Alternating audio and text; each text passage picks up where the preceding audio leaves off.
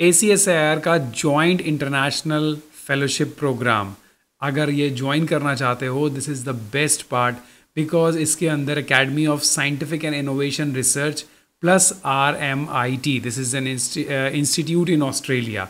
So this is a very good opportunity if you want to go abroad and to do your research work nationally and internationally borders without spending any amount for traveling, for fellowship and all.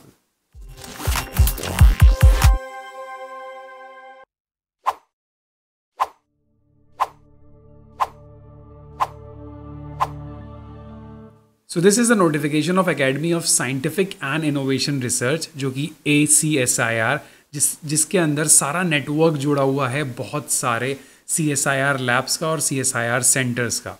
जो CSIR के centre नहीं है वो भी academic के centres हैं जो CSIR lab नहीं है. तो अगर आप ACSIR के किसी भी सेंटर में हो तो आप Royal Melbourne Institute of Technology University, it is in Australia, वहाँ पे जॉइंट PhD फेलोशिप प्रोग्राम को ज्वाइन करिए और इसका बेनिफिट लीजिए बाय डिफ़ॉल्ट कोलैबोरेशन.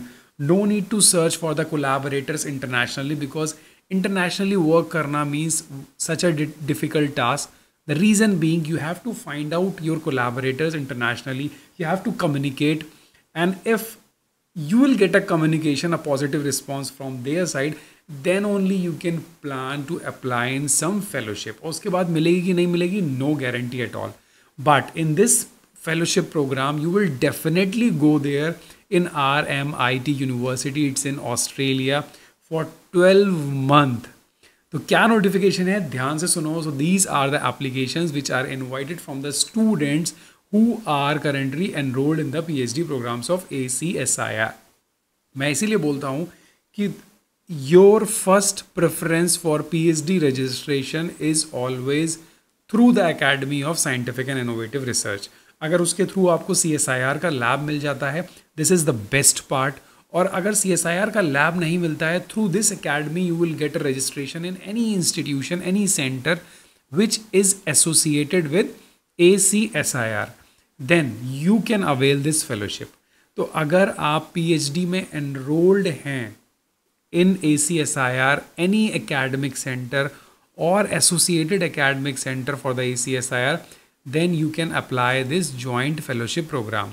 तो जितने भी रजिस्टर्ड एप्लीकेंट्स हैं उनको ये अप्लाई करना है, और अगर उनकी एप्लीकेशन एक्सेप्ट होती है तो for 12 month you will go to this Melbourne campus.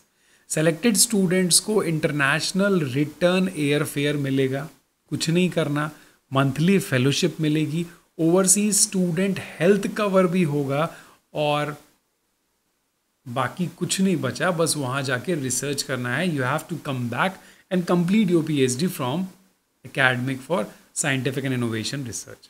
So this is the best part. So आपका visa, accommodation, internal travel, travel insurance, accidental expenses सब कुछ कवर होंगे किससे, ACSIR academy की तरफ से. आपको कुछ भी नहीं करना, जस्ट अप्लाई करो, सिंपल सा है. एलिजिबिलिटी ये है कि you must be registered in a PhD और आपके पास एक नेशनल लेवल की फेलोशिप होना चाहिए. सो आपको करना क्या है, if you are from the PhD engineering science, including students of the PhD part time integrated dual degree programme, would be exempted from the minimal eligibility condition of having a valid national level fellowship. So those students who are doing PhD in engineering science would be exempted from this condition. अगर आप dual degree programme में हैं, then also you are exempted from the minimum eligibility condition of having a valid national level fellowship. Means अगर आप dual degree programme में हैं और आपके पास नेशनल लेवल फेलोशिप नहीं है, देन आप मिनिमम एलिजिबिलिटी कंडीशन से एग्जम्प्टेड हैं, आप अप्लाई कर सकते हो. और द मेन इंपॉर्टेंट थिंग कि दैट अगस्त 7 तक आपका जो कॉम्प्रिहेंसिव एग्जामिनेशन है वो कंप्लीट होना चाहिए, then only you will go. ठीक है. रेगुलर PhD एडमिशन बैचेस और IDDP मतलब इंटीग्रेटेड डुअल प्रोग्राम, आप लोग सारे लोग एलिजिबल हो इसके लिए. ठीक है. कौन कौन से बैच के एलिजिबल हैं, they have clearly mention. Now how to apply, you have to simply apply for the 1-page synopsis of your ongoing PhD work.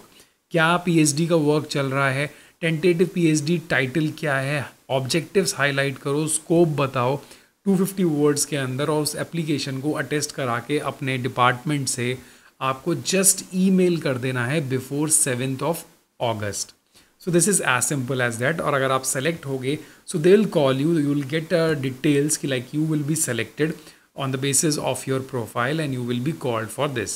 सो 12 महीने के लिए आपको वहाँ रहना पड़ेगा, मंथली स्टाइफंड मिलेगा, ओवरसीज स्टूडेंट हेल्थ कवर होगा, और अप्लाई करना is as simple as that. Simple सा फॉर्म है, उसको फिल करना है, फॉरवर्डिंग करानी है और जाना है. That is the reason why I always suggest you कि choose ACSIR labs for your PhD. There are many labs, the network is huge.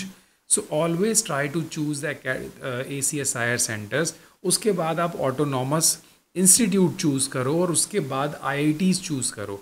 Why I'm telling you? Because all these three major institution will give you an international collaboration, will give you a level of PhD in which you will be succeeded for your future endeavors. So please be careful. अगर आप इन तीनों जगह पे हो ना तो आपका future by default secure है. इसके बारे में कोई और भी डाउट हो तो just let me know, comment करना.